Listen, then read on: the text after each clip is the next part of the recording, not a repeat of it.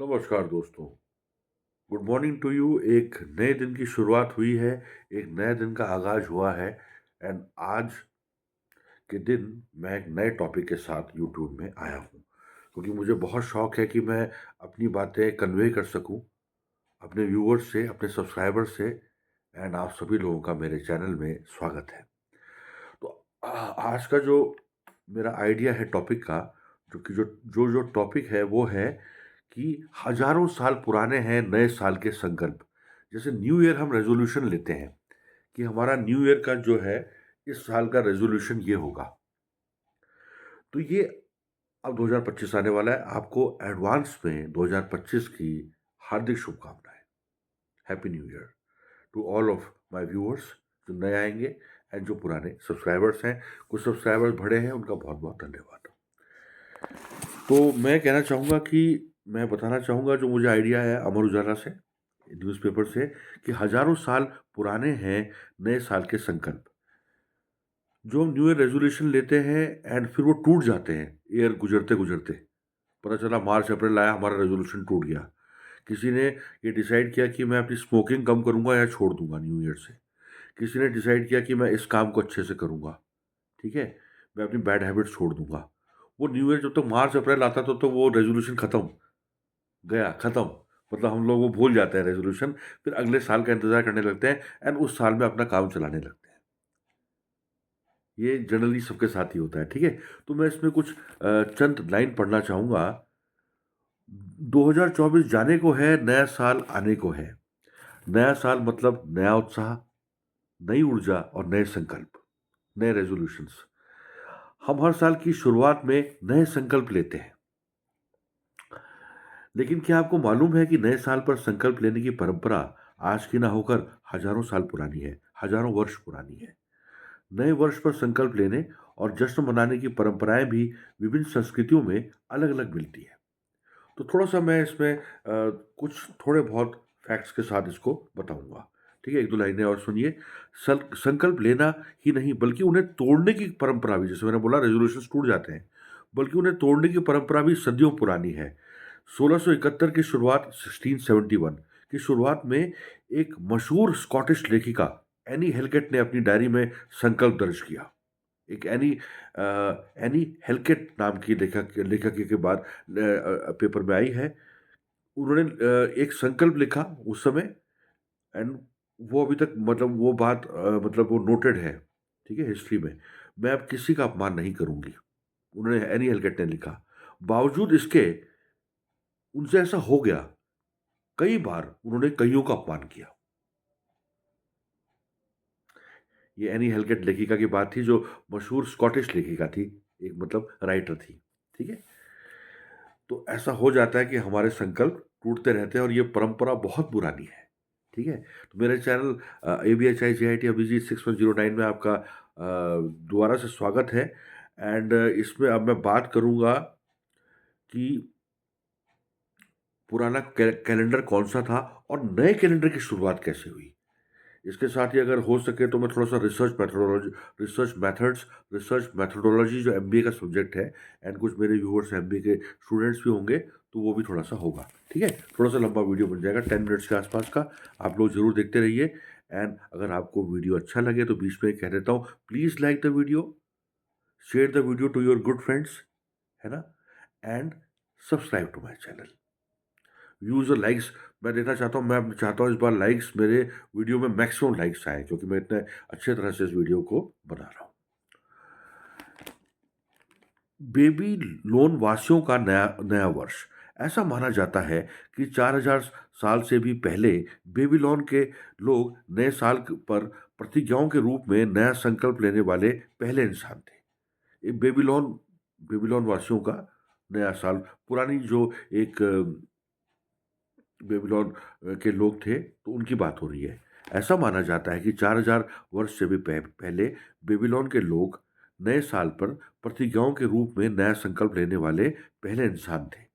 इन्हीं प्रतिज्ञाओं को अब संकल्प के रूप में जाना जाता है। हालांकि बेबीलोन के निवासी निवासी नया वर्ष नया वर्ष जनवरी में नहीं, हम लोग तो जनवरी से मनाते हैं, जनवरी में नहीं बल्कि मार्च के मध्य में मनाते थे। वह यह फसलों की रोपाई का भी मौसम होता था। बेबीलोन के लोग नए वर्ष में जो संकल्प लेते थे, जो रेज़ोल्यूशन लेते थे, वे धर्म, कथाओं, शक्ति और सामाजिक आर्थिक मूल्यों से गहराई से जुड़े हुए होते थे। कितना अच्छा न्यूज़पेपर में आते हैं, आप लेख पढ़िए, है ना? ऐसी मान्यताएं हैं कि बेबीलोन के लोगों ने अकीतू नामक त्योहार की शुरुआत की थी। यह 12 दिनों तक चलने वाला त्योहार था। इसमें वे सड़कों पर अपने देवताओं की मूर्तियों की परेड निकालते थे। अराजकता पर विजय के प्रतीक के रूप में अनुष्ठान करते थे, फसलें उगाते थे और अपने राजा के प्रति वफादारी की प्रतिज्ञा करते थे। पुराने जमाने में राजा प्रथा थी। उनका माना जाता था कि इन वादों को पूरा करने से उन्हें आने वाले वर्ष में अपने देवताओं का आशीर्वाद प्राप्त होगा। अब हमारे हिंदुओं में तो शिव, विष्णु, ब्रह्मा प्रमुख भगवान एंड कई कोटि देवी देवता।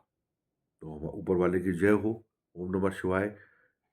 सबका ही भला हो जाए।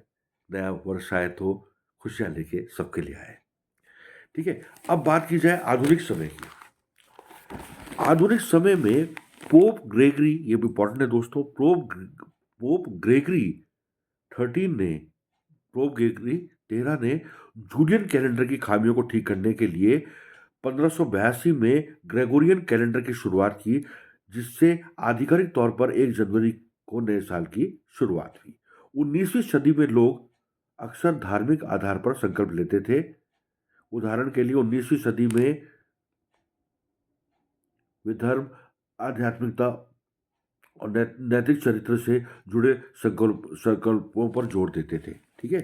तो 1582 में जो ये ग्रेगोरियन कैलेंडर की शुरुआत हुई, इस कैलेंडर से ही जो नया कैलेंडर जो है ये जुड़ता है। 1 जनवरी से नए वर्ष की शुरुआत होती है।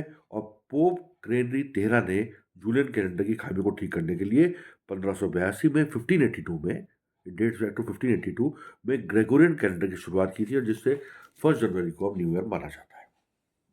ठीक है। तो इट्स अ गुड इन्फॉर्मेशन दोस्तों, है ना? कितना अच्छा मैंने ये पढ़ा, पढ़ के भी अच्छा लगता है, सुन के भी अच्छा लगता है। कोई ठीक ठाक यूट्यूबर कुछ बता दे तो, है ना? तो मैं आपके लिए पुराना यूट्यूबर हूँ। तो इसमें मैक्सिमम लाइक्स आ जाए, मैक्सिमम व्यूज़ आ जाए और बहुत सारे सब्सक्राइबर्स मेरे बन जाएँ। नई नई इन्फॉर्मेशन के साथ आता रहूँगा। एंड थोड़ी सी बात की जाए एक सब्जेक्ट की, रिसर्च मैथडोलॉजी। एमबीए का सब्जेक्ट है, 3rd सेमेस्टर का। बहुत ज़्यादा बन रहा हूँ मैं, है ना? जिन लोगों को मुझको देख के गुस्सा आता होगा तो उनसे मैं क्षमा मांगना चाहता हूँ, लेकिन अपने वीडियो में मैं बहुत ज़्यादा बनने की कोशिश करता हूँ और बहुत अच्छे से बोलने की भी कोशिश करता रहा हूँ मैं अपने वीडियोज़ में, है ना? तो बात की जाए रिसर्च मेथोडोलॉजी, जिसमें जो टॉपिक है research problem and formulation of research hypothesis. ठीक है। तो रिसर्च प्रॉब्लम क्या है? जैसे हम रिसर्च मेथोडोलॉजी की बात करें तो रिसर्च प्रॉब्लम क्या है? A research problem is a statement about an area of concern, a condition to be improved, a difficulty to be eliminated, or a troubling question that exists in scholarly literature, in theory, in practice, or in business, that points to the need for meaningful understanding. कितना अच्छा लिखा है। Research problem is a statement, थोड़े इसको थोड़ा easy language में करके मैं बताता हूँ। Research problem is a statement about an area of concern. हमारा कोई एरिया ऑफ कंसर्न है, हम किसी एक टॉपिक पर रिसर्च कर रहे हैं, एरिया ऑफ कंसर्न हमारा वही हो गया। A condition to be improved, a difficulty to be eliminated, और a troubling question that exist in literature, in theory, in practice और इन बिजनेस। ठीक है।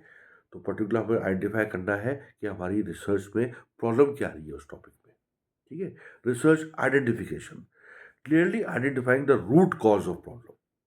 Clearly identifying the root cause of problem. Suppose हमारे गले में दर्द है, suppose मेरे गले में दर्द है, खराश हो रही है। ठीक है। तो that may be due to smoking also, that may be due to ये सर्दी ऑल्सो, ये जो विंटर्स हो गई है। ठीक है।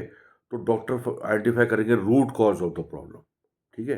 मैंने अपने गले का एग्जांपल दे दिया, क्योंकि आजकल मैं अपने गले से परेशान हूँ, हालांकि ठीक ठाक बोल पा रहा हूँ, क्योंकि मुझे वीडियोस बनाने का बहुत शौक है एंड अपने सब्सक्राइबर्स से, अपने व्यूअर्स के से बात करने का भी बहुत शौक है। ठीक है।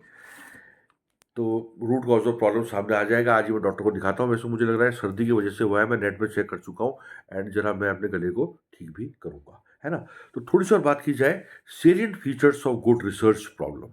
Salient features, smart, specific, precise, clear. जो हमारी रिसर्च हो, वो एक टॉपिक हमने ले रखा है तो एक मतलब स्पेसिफिक हो, प्रिसाइज हो, क्लियर हो कि हम किस टॉपिक पे रिसर्च कर रहे हैं। ठीक है। Measurable, things that can not be measured, can not be improvised, achievable, realistic, time bound. ठीक है। तो यहीं पे इसको ख़त्म करते हैं, रिसर्च मेथड्स के इस टॉपिक को भी थोड़ा सा मैंने, है ना, कैलेंडर के बारे में बताया, न्यू ईयर रेजोल्यूशन के बारे में बताया। यहाँ पे साइड में डिस्क्रिप्शन है, नीचे कमेंट बॉक्स पे आप बताइए कि आपको मेरा वीडियो कैसा लगा। इसको मैं और भी अच्छा कर सकता था एडिट करके, थंबनेल लगा के, लेकिन मैं बाद में करूँगा। पहले मुझे आप लोगों के और भी व्यूज़ चाहिए, लाइक्स चाहिए, है ना? मिल-जुल के हम लोग न्यू ईयर को मनाएँगे। Happy new year 2025 to you and please take care. मिलते हैं किसी अगले वीडियो में। धन्यवाद।